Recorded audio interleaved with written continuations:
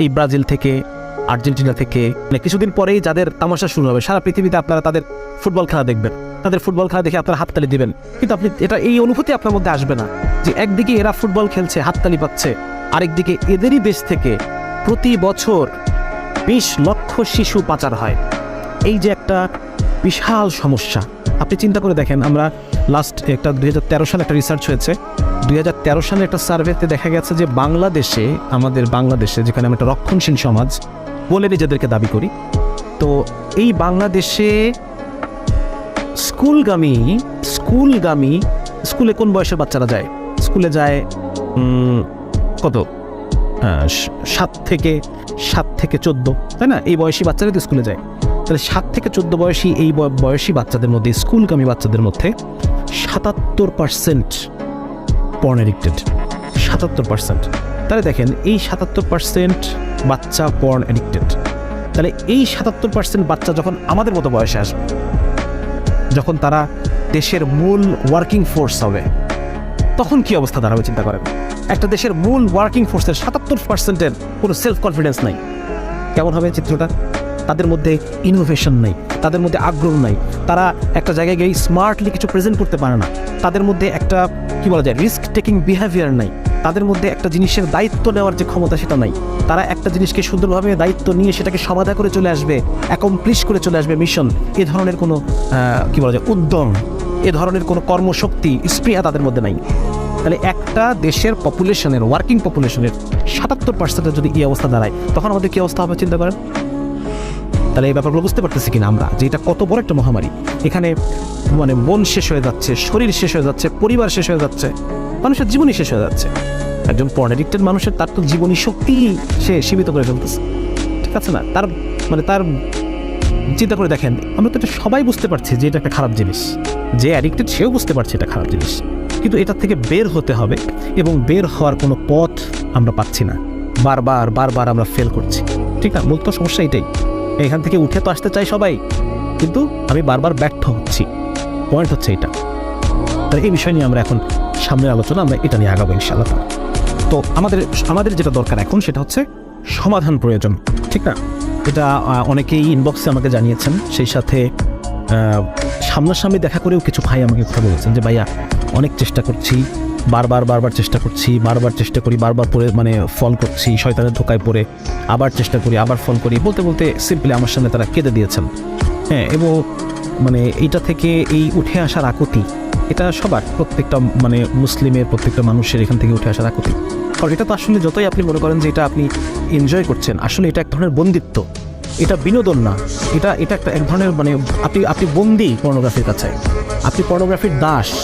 হ্যাঁ, আপনি মানে এখান থেকে মানে ছুটতে চাচ্ছেন, কিন্তু আপনি এই শিকল থেকে আপনার মুক্তি নেই।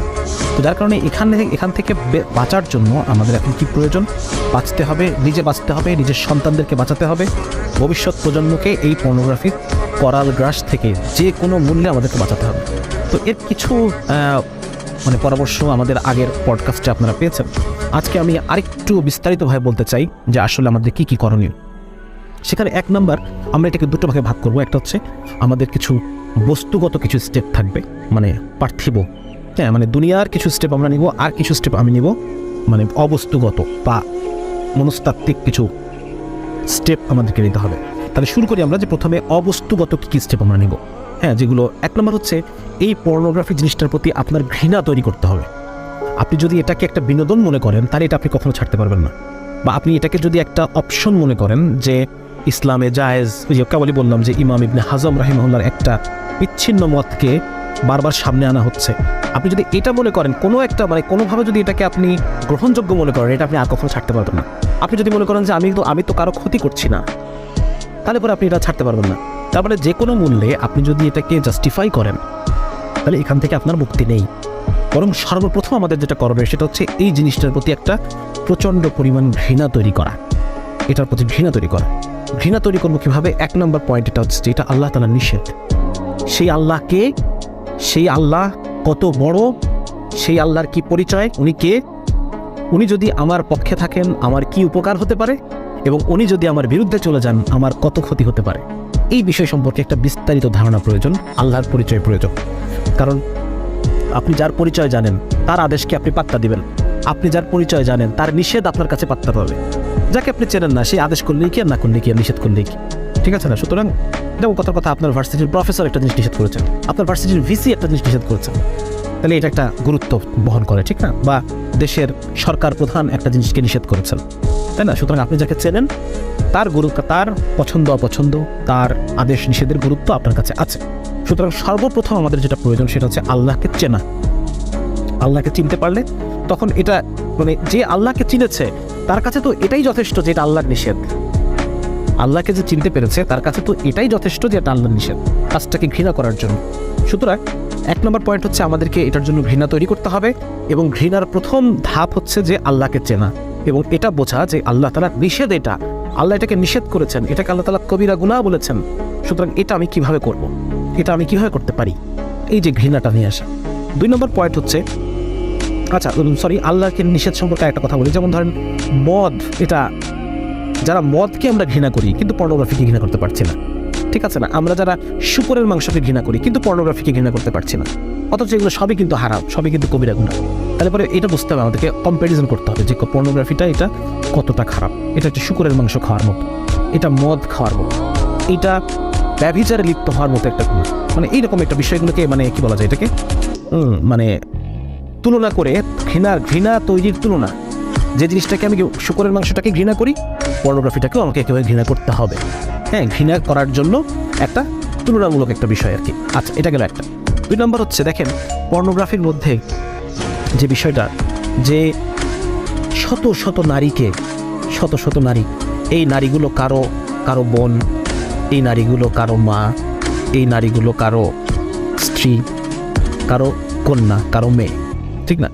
এই নারীগুলোকে দেখলে মানে এই নারীগুলো দেখেন একটা বিরাট অংশ তারা অন্য কোনো উপায় না পেয়ে একটা অংশ তো আসছে, তারা সেলিব্রিটি হওয়ার ধান্দায় বা স্টার হওয়ার ধান্দায়, পর্ন স্টার হওয়ার ধান্দায় আসছে, সেটা একটা অংশ আছে।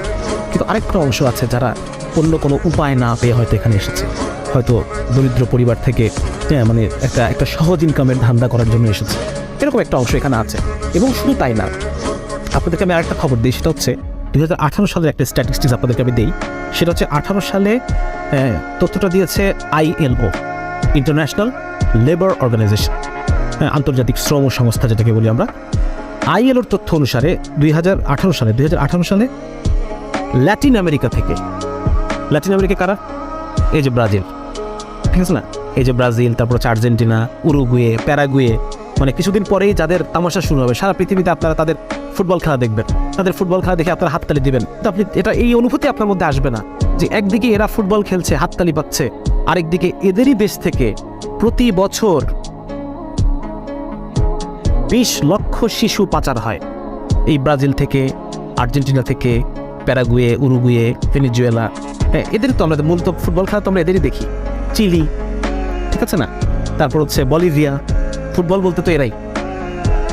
তো এই দেশগুলো একদিকে এরা মানে বিনোদন দিচ্ছে আমাদেরকে, আমরা এদের ফুটবল খেলা দেখে হাতে তালি দিচ্ছি, আবার ঠিক একই মোমেন্টে এদেরই দেশ থেকে প্রতি বছর 20 লক্ষ শিশু পাচার হচ্ছে আউটসাইড ল্যাটিন আমেরিকা।